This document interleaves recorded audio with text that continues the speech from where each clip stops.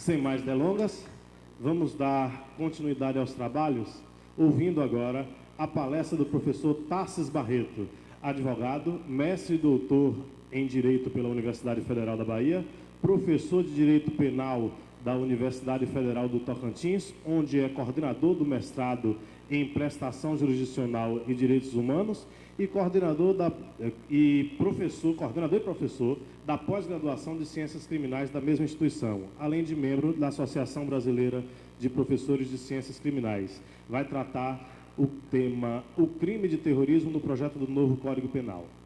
Professor.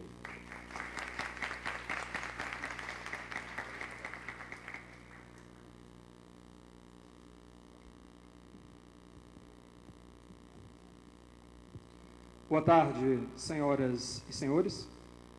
Eu gostaria, inicialmente, de cumprimentar os nobres componentes da mesa, muito nobres, o nobre colega Kleber Jatobá, colega e amigo, grande jurista baiano, e gostaria também de cumprimentar e parabenizá-lo pela palestra, o professor Sebastião Borges. Um prazer reencontrá-lo, meu colega, amigo e professor Sebastião Borges.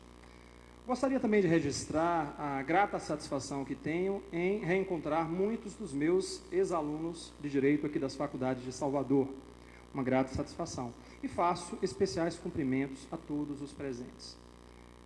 Meus caros, e passemos imediatamente à análise do tema que vos trago esta tarde, qual seja o crime de terrorismo no projeto do novo Código Penal. Ora, o crime de terrorismo faz parte do grande fenômeno denominado de macrocriminalidade. E falamos em macrocriminalidade, né, uma antítese à microcriminalidade, porque esta modalidade delitiva não cinge a uma realidade local, regional, mas verdadeiramente ultrapassa os limites dos territórios nacionais. O que tem provocado no plano internacional uma profunda inquietação por parte das sociedades, né? E uma reação, uma resposta, do seu ponto de vista legislativo, que repercute na incriminação cada vez mais maciça, mais robusta, desta figura típica. E para os países que já têm uma legislação solidificada relacionada ao terrorismo, há uma tendência de massificação, de um incremento, de um rigor punitivo cada vez maior sobre esta modalidade que é o terrorismo. No que se refere ao caso brasileiro, decidiu o legislador, no projeto do novo Código Penal, retirar a criminalização desta conduta do terrorismo e transportá-la para o Código Penal, seguindo até uma experiência, uma tendência internacional. E considerou, com este novo projeto do Código Penal, revogada a Lei de Segurança Nacional, que já abraçava, que já contemplava determinadas hipóteses fáticas correspondentes ao crime de terrorismo. Portanto, considera então revogada a Lei 770 de 1983. Mas antes de falar sobre o regramento que foi conferido pelo projeto do novo Código Penal à modalidade típica do terrorismo, permitam-me, senhoras e senhores, fazer algumas considerações sobre o crime de terrorismo no plano internacional. Ora, a criminalização da figura do terrorismo faz parte de um grande fenômeno mundial denominado de excepcionalidade penal, que corresponde a um conjunto de respostas penais mais gravosas para punir a referida conduta. E sem sombra de dúvida, apesar de nós termos movimentos, incrementos punitivos no direito penal, nas décadas de 80 e 90, com a política do Law and Order nos Estados Unidos, o próprio direito penal do inimigo, nascido na Alemanha e difundido no mundo, a grande expressão, o grande marco deste novo fenômeno da excepcionalidade penal, sem sombra de dúvida, foram os atentados terroristas de 11 de setembro. O que é absolutamente impactante é nós reconhecermos que foi tão drástica essa realidade, os ataques terroristas do 11 de setembro, que eu tenho certeza que todos aqui se lembram exatamente aquilo que estavam fazendo no dia 11 de setembro, nesta data. Mas o fato é que esse fenômeno da excepcionalidade está crescendo, podemos considerar o grande marco, um divisor de águas, os atentados terroristas de 11 de setembro, e isso acabou repercutindo em diversos planos, no plano executivo, no plano legislativo. Podemos citar, por exemplo, o grande marco que foi o USA Patriot Act, realmente um grande divisor de águas quando estudamos terrorismo. Essa foi uma legislação americana aprovada pelo Congresso dos Estados Unidos, o Ato Patriota dos Estados Unidos. É até interessante, a própria terminologia, né, foi bastante original. É o Ato de União e Fortalecimento da América, providenciando as ferramentas apropriadas para interceptar e obstruir o terrorismo. USA Patriot Act. Dentro daquele estado de exceção, passavam essas medidas a encontrarem guarida, justificação e, sobretudo, legitimidade social por parte dos americanos. Essa foi uma lei tão severa que choca profundamente, que causa espécie à comunidade internacional e ao próprio Estado Democrático de Direito, porque ela permite, dentre outras medidas, a possibilidade de interceptação telefônica, sem autorização judicial, bastando ao poder público justificar que, naquele caso concreto, se trata de uma ameaça terrorista, o que levou nos últimos anos nos Estados Unidos a um incremento significativo, absurdo, de interceptações telefônicas sem autorização judicial. A possibilidade de prisão de um cidadão estrangeiro pelo prazo de até 7 dias sem precisar apresentar acusação formal. E o pior, se tratar de um cidadão estrangeiro em situação irregular, essa prisão não tem um prazo para conclusão. Pode-se tornar essa prisão indefinida até que se conclua o processo de extradição. E vários cidadãos estrangeiros estão sendo presos e tratados como terroristas nos Estados Unidos, o que é absolutamente atentatório às garantias constitucionais, ao Estado democrático de direito e à própria sistemática garantista. Além disso, há a possibilidade de prisão perpétua, apenas alguns exemplos que cito, para crimes informáticos. Veja que absurdo, uma total violação ao princípio constitucional, penal, da proporcionalidade, não é? A intensidade da resposta de acordo com a intensidade da lesão ao bem jurídico considerado. Prisão perpétua para crimes informáticos, isso sob a alegação de que coloca em risco a segurança nacional. E talvez o ato mais severo deste fenômeno da excepcionalidade penal no mundo se refere a um ato normativo, não foi lei, foi um ato normativo do presidente da República nos Estados Unidos. A separação dos poderes ao princípio do devido processo legal. Na verdade, não se trata apenas de tribunais de exceção. São, na verdade, tribunais militares feitos, instituídos para julgar terroristas. E o pior, o Executive Order 57833 estabelece que nenhum ato dos tribunais militares poderia ser revisado pela justiça americana. Ou seja, o controle e a jurisdição dos tribunais militares não ficava a cargo da justiça americana, mas do secretário de defesa dos Estados Unidos. E uma das expressões mais terríveis deste fenômeno mundial da excepcionalidade penal se refere à prisão de Guantánamo, que na verdade já existia antes do 11 de setembro. Na verdade, a utilização dos americanos naquele espaço na ilha de Cuba antecede inclusive a própria Revolução Cubana. Desde 1903, os Estados Unidos já ocupam aquele local. Mas o que há de novo, então? A instituição de verdadeiros campos de concentração. Senhores, isso é extremamente grave.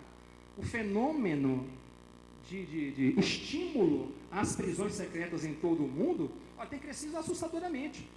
E sob os olhares complacentes da comunidade internacional. Virou moda, prisão secreta. Isso é absolutamente incompatível com estados democráticos de direito. E mesmo estados de direito, ainda que não democráticos. Ora, isso levou a justiça americana a se posicionar. E por meio de controle de constitucionalidade difuso, declarou incidentalmente a inconstitucionalidade, no caso Random versus Donald Rumsfeld, em 2006, a inconstitucionalidade dos tribunais de exceção, justamente alegando que violam os tribunais de exceção o princípio da separação dos poderes e o princípio do devido processo legal. Além disso, a justiça americana obrigou o governo dos Estados Unidos a reconhecerem aos prisioneiros acusados de terrorismo a condição de prisioneiros de guerra e, portanto, obviamente poderiam então lograr a condição de prisioneiros de guerra, não prisioneiros terroristas. Qual a diferença? Passaram então a ser salvaguardados, amparados pelo Estatuto Jurídico da Convenção de Genebra, que fala sobre prisioneiros de guerra, permitindo-se a aferição de uma condição de dignidade e respeito na condição de prisioneiros de guerra. E este fenômeno de prisões secretas em todo o mundo, ele tem se espalhado assustadoramente. Nós temos prisões secretas hoje na Síria, no Egito, em Camp Postel, em Kosovo, inclusive em países democráticos que são aliados dos Estados Unidos, como Romênia, Bulgária e inúmeros outros países. Repito, sob os olhares complacentes da comunidade internacional. E eu indago aos senhores e às senhoras, o que acaba legitimando estas medidas de exceção? Ora, justamente o medo, o sentimento de medo e insegurança que percorre a convivência, são socialmente sentidos nesses países e que são manipulados por parte do poder público no momento da instituição das suas políticas criminais. Como grande exemplo, nós temos os Estados Unidos. Foi criado nos Estados Unidos o Homeland Security Advisory System. Alguém já ouviu falar? É um sistema de alerta sobre terrorismo. Veja, isso é institucional. É um site do governo americano que alerta os americanos sobre o nível de alerta terrorista do dia. Ou seja, os americanos entram no site e pesquisam ali qual o nível de alerta terrorista daquele dia. Senhores, há evidências claras de que este sistema foi utilizado intencionalmente pelo governo americano para conseguir legitimidade em suas políticas internacionais, suas políticas criminais neste direito penal de exceção. De que forma? Quando o nível de alerta, quando a popularidade, melhor dizendo, do presidente estava baixa, aumentava-se o nível de alerta terrorista, justamente para conferir legitimidade às políticas criminais desenvolvidas, levadas a efeito pelo presidente. Olha lá, o nível de alerta terrorista. Se estiver verde, você confere no site. O risco baixo, azul razoável, amarelo acentuado, laranja um alto risco. Se estiver vermelho, risco extremo de atentado terrorista. Este sistema desenvolvido no governo Bush ainda continua, o site existe. Apesar de minimizarem toda essa situação impactante, mas existe ainda no governo Obama. E no próprio site vocês vão verificar que há uma mensagem clara. Se o nível de alerta terrorista estiver em vermelho, mensagens serão encaminhadas, Sebastião falava sobre o Facebook, serão encaminhadas pelo Facebook e pelo Twitter. Os Estados Unidos estão sob a iminência de um ataque terrorista. Veja o pânico que é gerado, o que acaba por legitimar essas medidas em um Estado democrático de direito. Ali está o site dhs.gov e os níveis de alerta terrorista, indo de baixo, né, intermediário, elevado, alto e extremo de atentado terrorista. E cada um desses níveis, em cada um deles, você tem uma mensagem ao povo americano. Se estiver amarelo, por exemplo, todos os americanos devem continuar vigilantes, vigiar os seus arredores e reportar imediatamente à autoridade policial atividades suspeitas. Imagine o pânico que é viver dessa forma. Mas essa não é apenas uma realidade americana, é mundial, senhores. E daqui a pouco eu vou falar sobre o regramento do terrorismo, né, na legislação brasileira, como isso acaba impactando. Vejam, essa foto eu tirei na Inglaterra, eu não acreditei no que estava vendo. Vocês veem ali um olho, um ouvido e uma boca, não é? Essa é uma placa em todos os metrôs de Londres e em toda a Inglaterra, estimulando a população a denunciar qualquer atividade suspeita. Se você ver ou ouvir algo suspeito, contate o pessoal de serviço ou a polícia imediatamente. Confie nos seus sentidos, não confie nos outros não, confie em você. Se você viu alguém suspeito, denuncie. É impressionante. Em placas publicitárias, outdoors, é um sistema de pânico que se estabelece. Por exemplo, você que trabalha com aluguel de veículos, você viu alguém comprando uma van e era suspeito, leia, se era islâmico, denuncie. Provavelmente uma van comporta muitos explosivos, deve ser um terrorista. Você viu alguém tirando fotos em situações suspeitas, denuncie. Você conhece alguém que tem vários celulares? Terroristas precisam de comunicação, denuncie. Deve ter um monte de terrorista aqui, que tem gente que tem Vivo, claro, TIM, a moça tem vários celulares. Veja uma situação de pânico que se estabelece. Esse é um pôster. Uma bomba não explodirá aqui, porque semanas antes um cidadão denunciou alguém estudando as câmeras de televisão. São as câmeras CCTVs, 20 mil espalhadas por toda Londres, tem um zoom infinito e ali as pessoas ficam sendo vigiadas o tempo todo. Em lugares públicos você não tem cesto de lixo, porque lixo é um lugar, né, reservado, né, potencialmente apto a guardar, né, pode ser colocados bombas em cestos de lixo, e você não tem em diversos lugares públicos. Carrega o lixo na mão. Não confie nos outros. Se você suspeitar de algo, denuncie.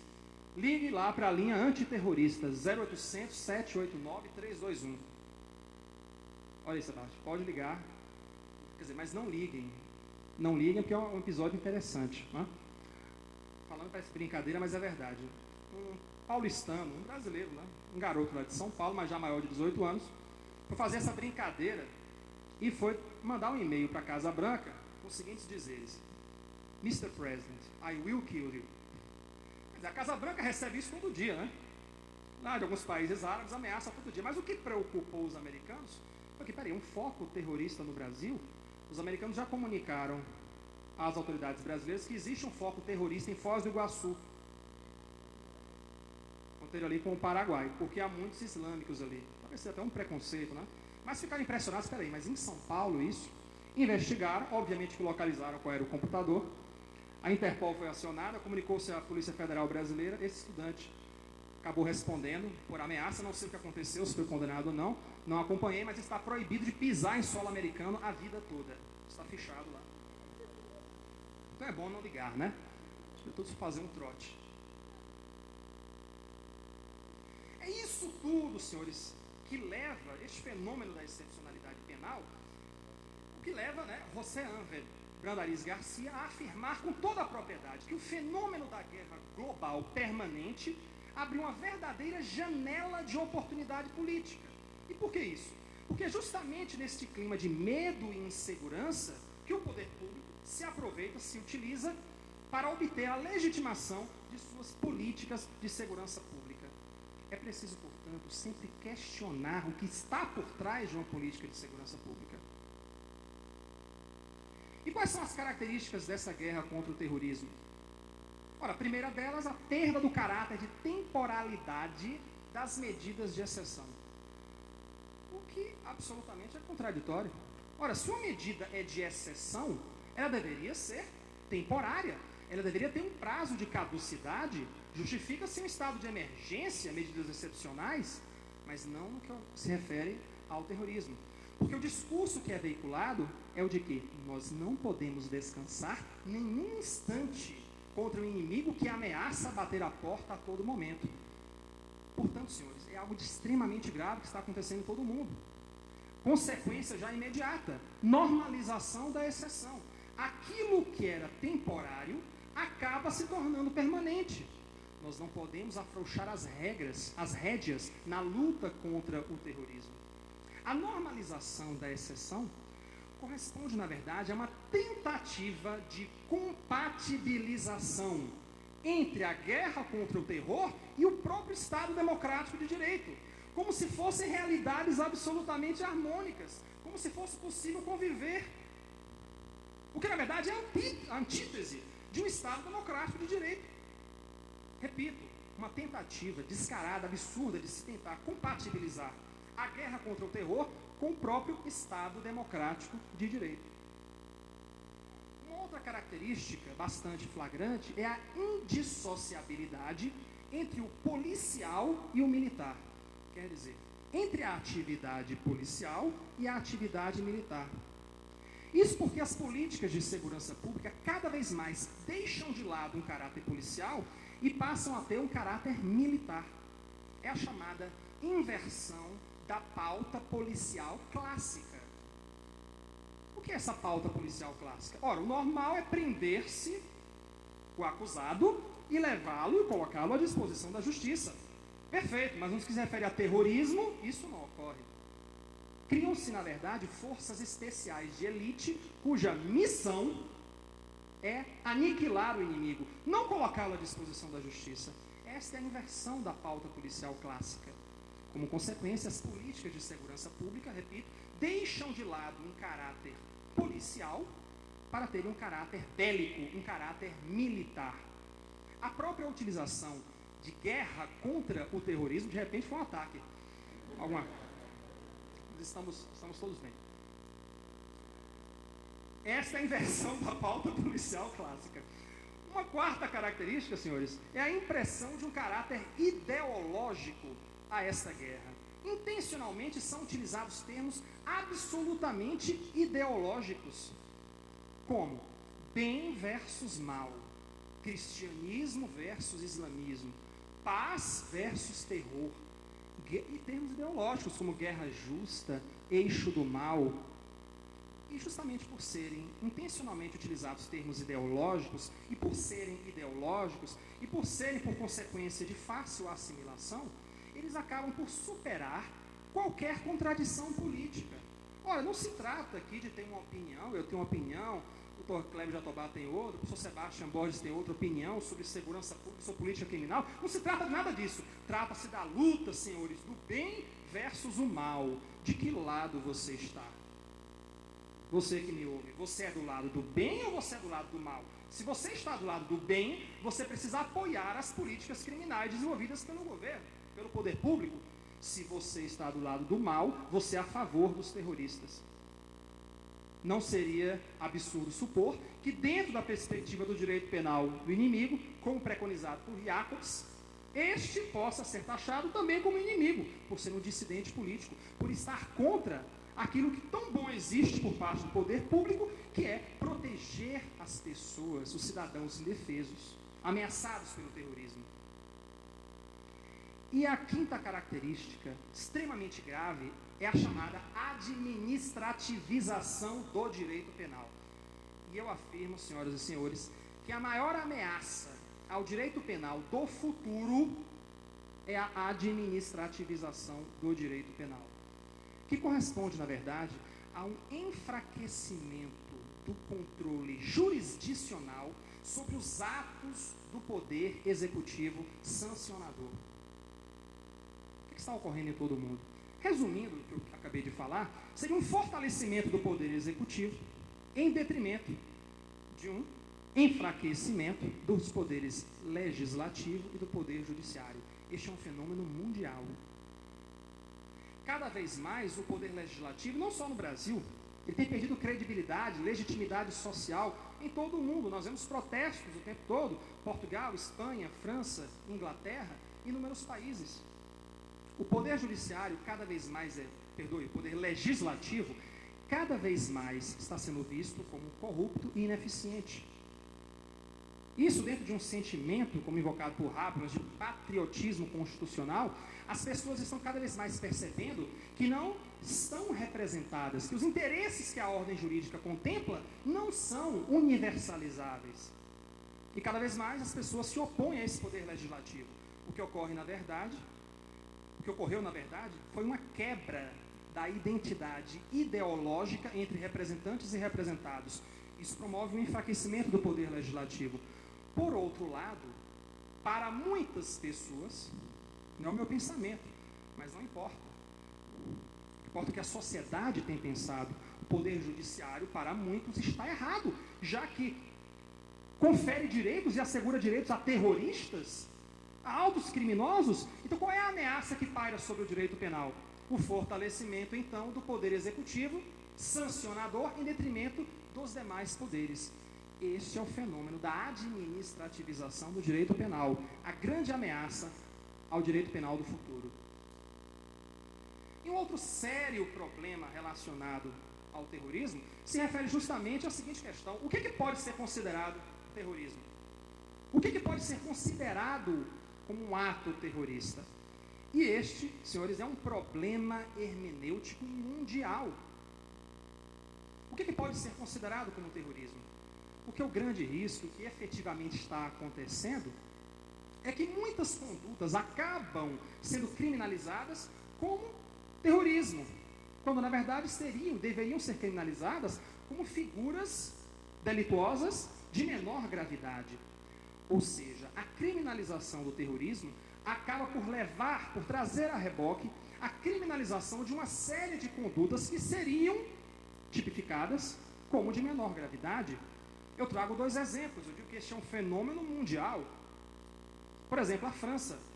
O Código Penal de 1994 estabelece como terrorista, ou melhor dizendo, como crime de terrorismo, crimes contra a pessoa, sequestro, atentado à segurança dos transportes, roubos, como terrorismo, a depender de uma interpretação, danos ao erário, crimes informáticos, crimes contra a saúde pública e o pior, com a possibilidade de aplicação da pena até 30 anos.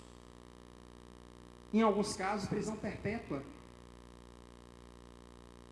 A Espanha vivenciou nos últimos anos um problema jurisprudencial muito grave, seríssimo. Isso porque o artigo 572 do Código Penal Espanhol estabelece que é terrorista o indivíduo que pertence, atue a serviço ou colabore com grupos armados, organizações ou grupos terroristas. E o problema é, o que é colaborar? Quais os limites ao colaborar, à colaboração? Então, um indivíduo que escrevia um determinado artigo em louvor, em exaltação a um determinado grupo terrorista, um grupo separatista, exemplo ETA, escrevia um artigo.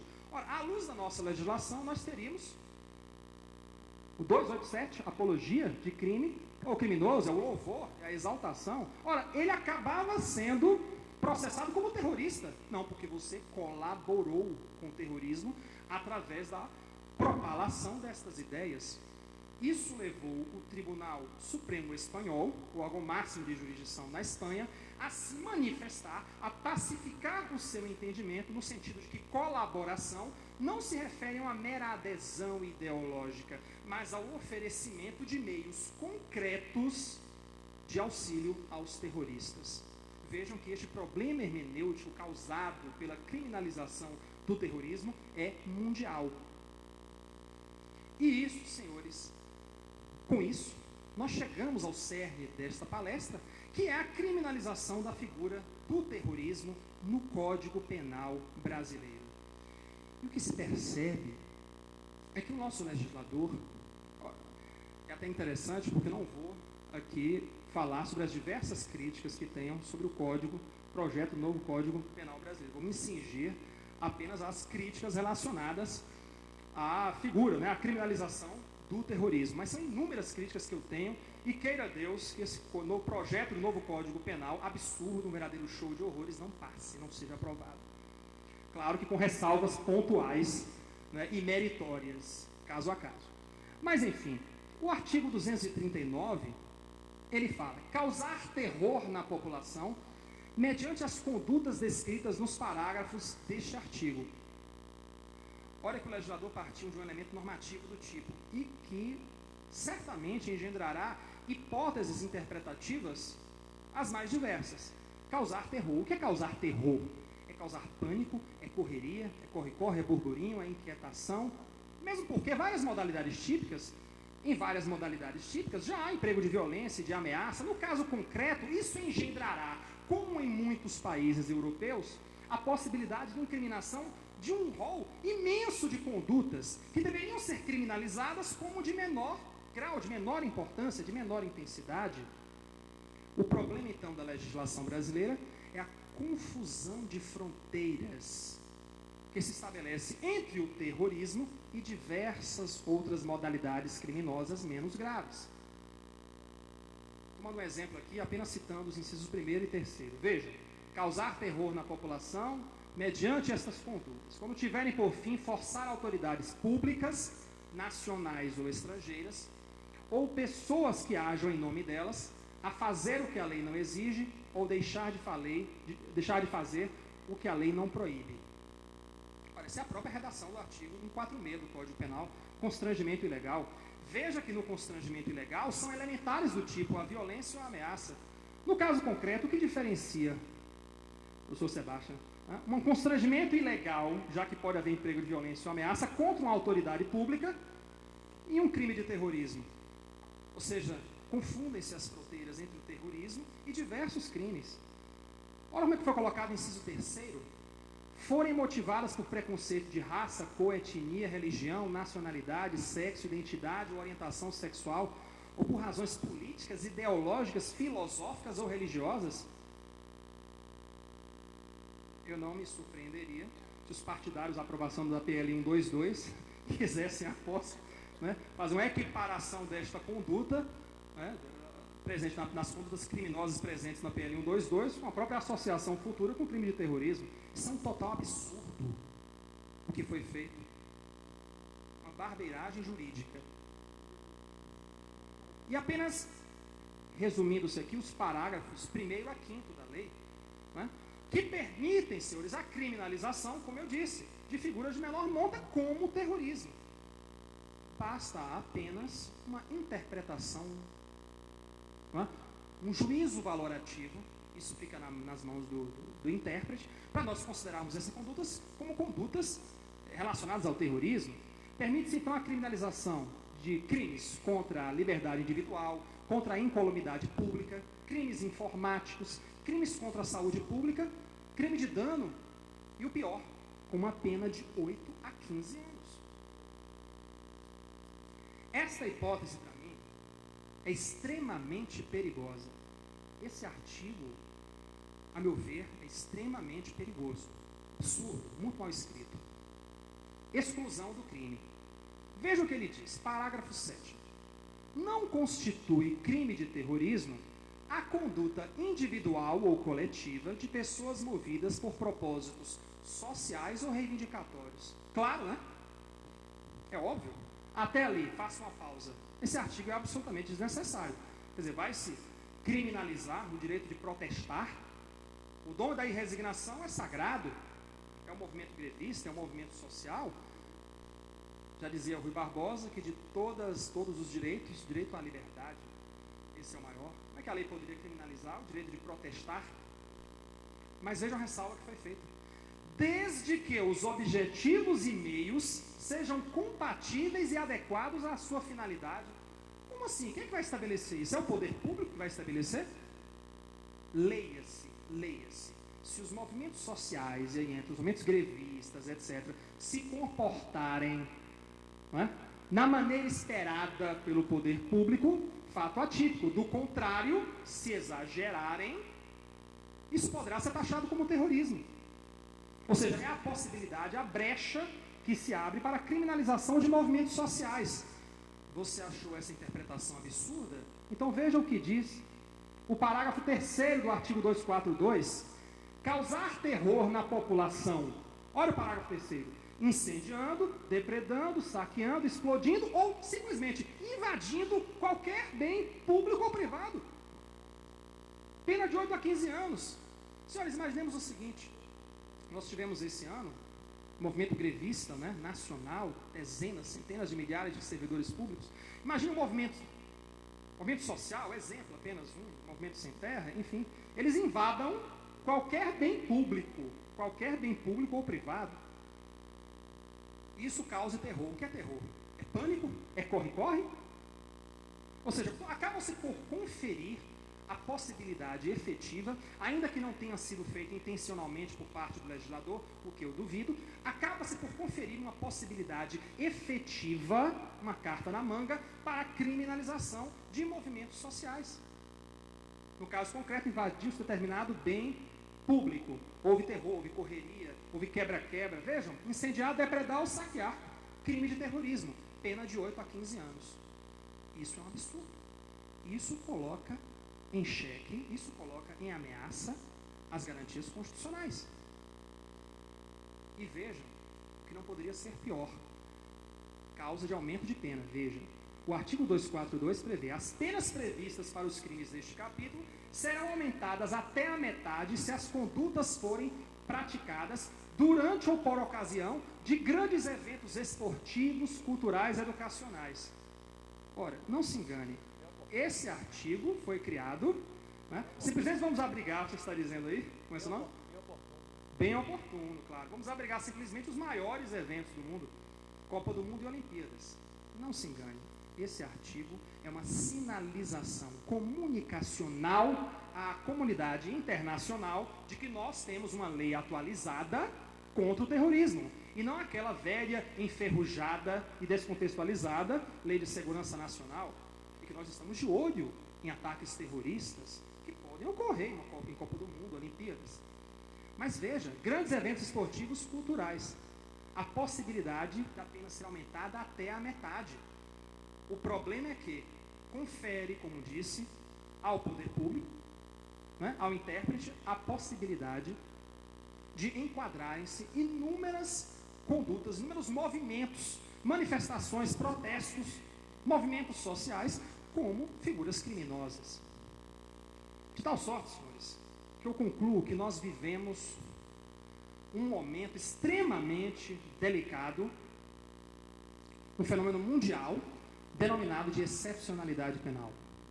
E, neste sentido, devemos estar sempre alertas para a defesa da sistemática garantista, das garantias constitucionais individuais, do Estado democrático de direito.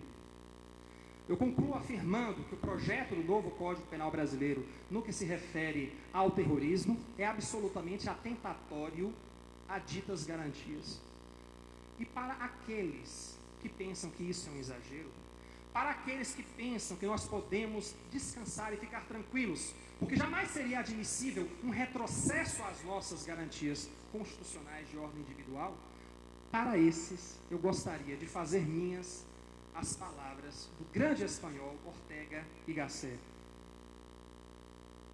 Não existe aquisição humana que seja firme. Mesmo aquilo que nos parece mais conseguido e consolidado pode desaparecer em poucas gerações. Isso que chamamos civilização, todas essas comodidades físicas e morais, todos esses descansos, todos esses abrigos, todas essas virtudes e disciplinas já habitualizadas, com que costumamos contar e que com efeito constituem um repertório ou sistema de garantias que o homem fabricou para si como uma balsa, no naufrágio inicial que é sempre o viver, todas essas garantias são garantias inseguras, que a qualquer cochilo, ao menor descuido, escapam de entre as mãos dos homens e se desvanecem como fantasmas. Senhoras e senhores, não permitamos que a criminalização do terror engendre o terror de nossa própria criminalização. Eram essas as palavras. Muito obrigado.